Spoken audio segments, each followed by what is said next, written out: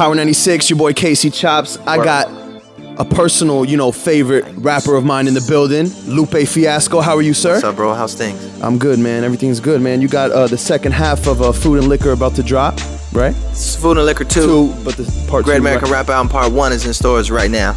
Okay. And we're gearing up next year for Part 2. And man, I'm hearing rumors. Is this gonna be the last? This is the last album on Atlantic, but is this? Well, we got after these two, we got one more. Oh, so you got one more after? And then I heard retirement rumors. Is this true or what? Yeah. For real? Yeah. Like from for real, from the commercial space. Yeah, from the commercial space, I'm moving more into an artistic zone. So do you see yourself going indie? Like you just don't want to deal with the labels? It'll definitely be indie, but it depends on what it is. It'll definitely be a different kind of protocol and program than what I did over the past like 6 or 7 years. You know what I'm saying? It'll definitely be a different thing. So it might be one-offs. It might be, let's do a collab with this person. Let's do this.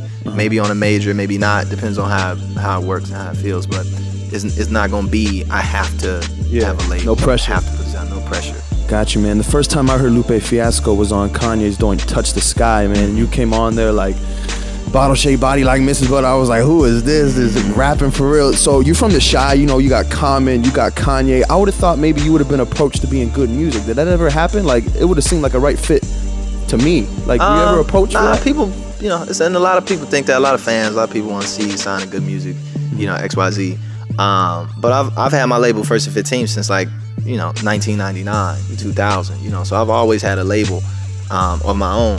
So that was one of the reasons why I didn't sign to Rockefeller. I was supposed to sign to got offered to sign to Rockefeller like 02, but when you got your own thing, you want to build up your own thing no matter what, for help or harm, for $2 million a year, $30 million a year, still it's your own piece, as opposed to just jumping on somebody else's bandwagon. So that'll probably never happen, and especially now, seeing as I'm kind of being done with labels, period, and I can always get Kanye beats if I wanted them. That's true. So I was going to ask you, man, what's the difference between maybe Pharrell and Kanye's production, man? Because, musically, how do you differentiate them both? I don't know. Ye's a little bit more collaborative, you know what I'm saying? With different people and different sounds and different stuff like that.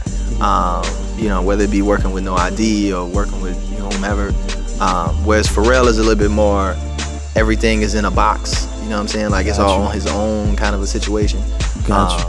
And even with that said, when he was doing more of the tracks with him and Chad on the Neptunes, it was still just kind of like, there's musically we already know what it is. Ye's a little bit more soulful, Pharrell's a little bit more futuristic, but then Pharrell could be more soulful if he wanted to be. You just have to track work to prove it. But no doubt. Two different things, two different fields, but both dope. I see that you're heavy on Twitter. How do you think Twitter has affected the music industry for better or for worse?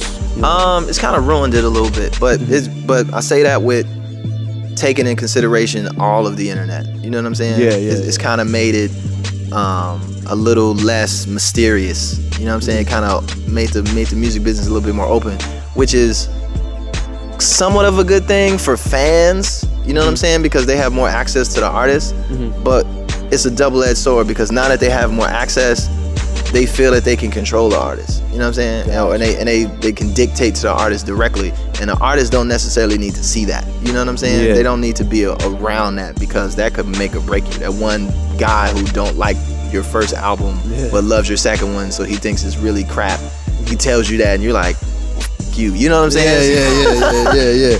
Well, I'm not making any more albums, you little bastard. You know what I'm saying? But it's like a different world too. I feel like it's made it so oversaturated, and now everyone thinks they can rap. They're a rapper now. And not even that everybody thinks they can rap. Because people can rap. It is what it is. Whether I like trees and trees like me, or if you're super duper deep lyrical, everybody just has the access now. So like you said, it's a level of oversaturation. It kind of brings the in some ways, it kind of brings the quality of the music down, because you find yourself competing as an artist with the world, as opposed to back in the day, you would just be competing with MF Doom and Mos Def. Yeah. Now you're competing with 150 rappers, and they're getting, and for real, and you see them getting 2 million views on YouTube with this kind of trash ass song.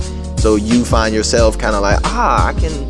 LL Cool J said it best when he was at the Grammys. He was like, people are now like, I could do that too. Just jumping from lane to lane. So. So how do you feel about like that? Because I look at you as like a real rapper, bro. I don't put a lot of people in that category because you really spit with substance. And how do you feel like the direction in hip hop is going right now? You feel like it might come back around, or do you think hip hop will come around to that substance again, to where people are actually talking about something, man? Nah, I think it's still there. I think if we stay focusing on how technology has affected it, because that's what really happened. It wasn't like the art changed or the MCs changed or they got whack or better or whatever. It was more that technology opened it up to there's more of it, right? So if there's more of music of less substance now that you were, and not to say that it didn't exist before, it's just that now it has a platform where you can see it on a daily basis. You go to World Star, you go to Rap Radar, you go to whatever site it is, you see 100 songs a day. Now that you see more of it, if you see more of a song that has less substance, you're gonna think, oh, all of hip hop is all this non-substantial kind of whatever rap, right? So I don't think that it's changed in that sense. I think that we're just being made more aware of the music that's less substantial. Like that type of music is being more commercialized instead of like the substance. Because it sells. You know what I'm saying? It sells. It fits into the program of, buy. You know what I'm saying? It goes well with Budweiser. It goes well with football games. Look at your sales. Your sales are on point, and you spit, and you're they're good. They're good. You do your own. You're not worried about conforming to the norm or none of that. But it's not me though. You know what I'm saying? I'm not hip hop.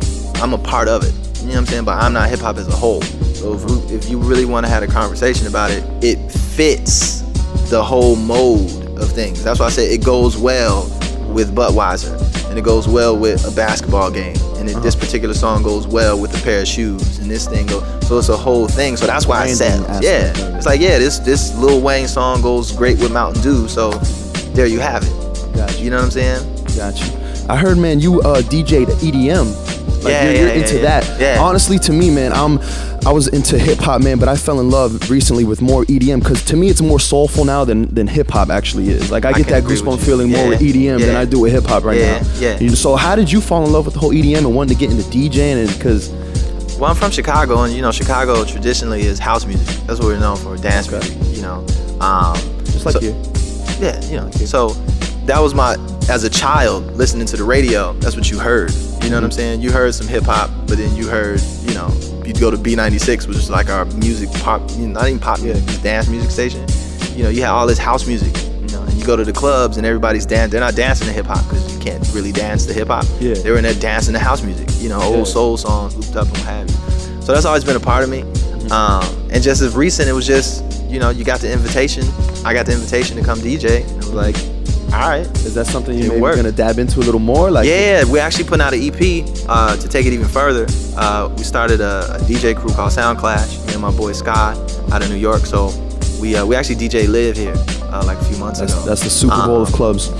But we're putting out an EP called Don't Drop the Flag. So we're actually putting out a song in a few days called Clocks. Okay. Which is our first like EDM little dance record piece.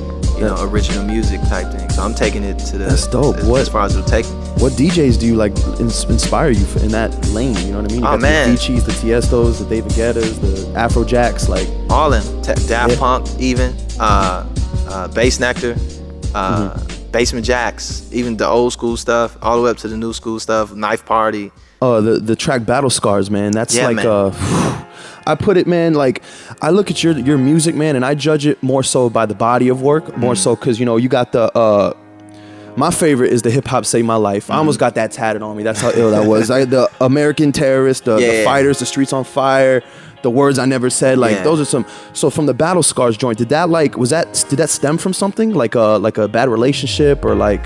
Well, it actually was a record that I did with an artist in Australia named Guy Sebastian, and in Australia it's his single, and it's just a massive record over there. It's like #1 for 6 weeks, 5 times platinum, nominated for all these crazy awards, and so, but it was a good record. It wasn't like some super poppy, out of control, don't make sense. Like it had some substance to it. So he was only gonna release it in Australia, and he asked us straight up. He's like, "Hey, I'm only gonna release this in Australia. Do you guys want to release it anywhere else?" He was like, "We'll put it out in the States. Put it out in Europe, put it out wherever," and it just worked. But I think people look at Battle Scars and they like, man, it's not as good as Words I Never Said, or it's not as good as it's not as meaningful as Hip Hop Saved My Life. But I always tell people, like, that's to you. is not as meaningful to you, because I'll show you 700,000 kids who, you know, who feel the same, who feel just as strongly about it. And I try and make music for everybody. You know, I don't try and just make music for the backpacker, you know, locked up in his room, you know, nodding his head all day. I try and make music for the regular average person who don't even into hip hop, just to hear a song and maybe hear something that they can relate to. So Battle Scars is like that. Everybody can relate to a relationship that's killing them that they did wrong, you know. That's dope, man. As far as the skateboarding thing, when I think of that, I think of you and Pharrell were the first ones to really cross it over to the hip hop culture. How do you feel about Wayne, you know, doing it, man, with like? Oh, that's dope, man. I think he caught what I caught. You know, I've been skating since I was like 5. You know, and the one thing that you get from it is like surfing. You know what I'm saying? You wonder why people go out here and surf. You know, it's just, you just going back and coming back to shore. And it's like, yeah, there's some skill and some talent to it, but you get a feeling where you just feel like you're the only person in the world. You know what I'm saying? It's like being on drugs, I guess, it's related to. And I think Wayne caught that and experienced that. Just like every other skater. Every skater you talk to is not just, man, I'm finna just learn these tricks. Or, you know, there's something keeping you at a skate park for 12 hours every day. You know, and it's not a paycheck and, you know, not trying to look cool, you know, because you're sweating and dropping and cutting yourself and falling down and skipping stuff and looking crazy.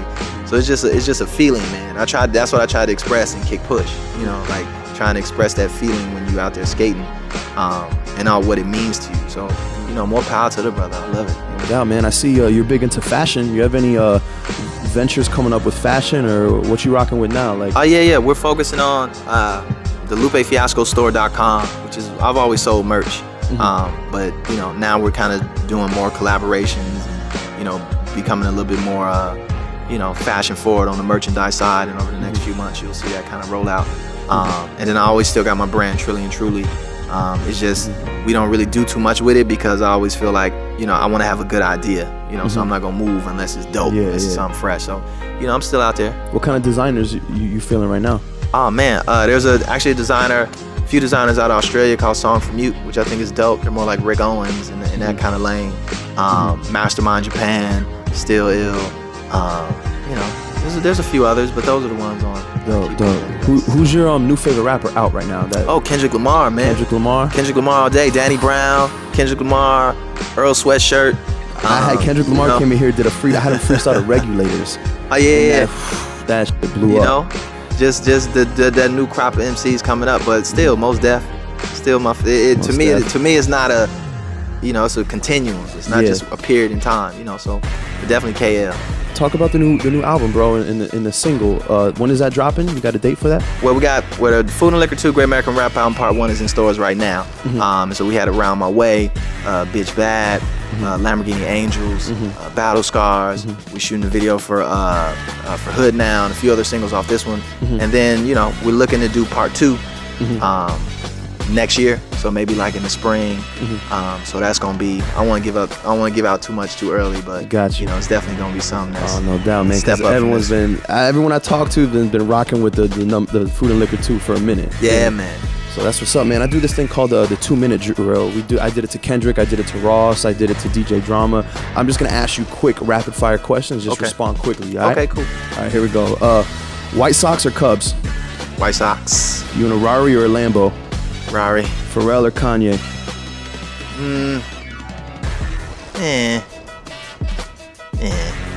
Vans or Chucks? Vans. Booty or boobs? Or. Say or. Booty or boobs. Or. Most Def or Common? Oh man, these are very decisive, splitting questions. I'm not answering that. Blonde or brunette? Brunette. Smoke or drink? Neither. Shaved or dreads? Dreads. Alicia Keys or Beyonce? Alicia. Marvin Gaye or Bob Marley? Marley. Nike or Reebok? Neither. Oh my god. Lupe iPhone or Android? Neither. What? You got BlackBerry? BlackBerry. Oh, the team BlackBerry. I'm riding to the wheels to the screen fall off. Oh my God, hey, I appreciate you, man. Appreciate you, brother. Indeed. No doubt.